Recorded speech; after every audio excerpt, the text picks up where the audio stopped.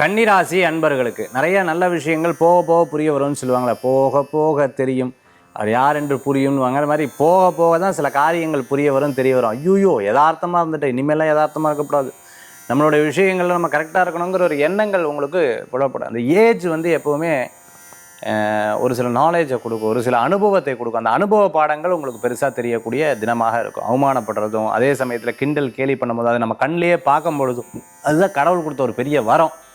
ஏன்னா இதெல்லாம் பார்க்காம விட்டுட்டோம்னா நம்ம அப்படியே இருந்துருவோம். பார்க்கும்பொழுது தான் தெரியும் நம்ம என்ன பண்ணணும், எதில் ஜெயிக்கணும், என்ன பண்ணணும், எப்படி இருக்கணும்.